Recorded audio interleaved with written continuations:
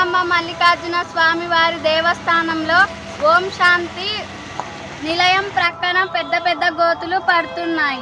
ఈ గోతులో కార్లు, బైకులు, ఆటోలు పోవుటకు చాలా ఇబ్బందికరంగా ఉన్నవి. ఇదే దారిలో ఉదయం నుంచి సాయంత్రం వరకు దేవస్థానం అధికారులు, పోలీస్ అధికారులు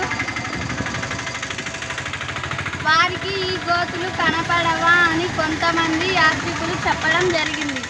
శివరాత్రి, ఉగాది టైంలో ఈ గోతులు చూచు మంత్రంగా ఈ గోతులు కూర్చడం వ్యవహరిస్తారు. మళ్ళీ యథాతిథిగా ఈ గుంతలు పడుతూ ఉంటాయి. కనుక దేవస్థానం అధికారులు స్పందించి ఈ గుంతలను పూడ్చివేయవలెనని కొంతమంది కారు యజమానులు, జీపు యజమానులు PS369 టీవీ న్యూస్ ఛానల్కు తెలియజేయడం జరిగింది.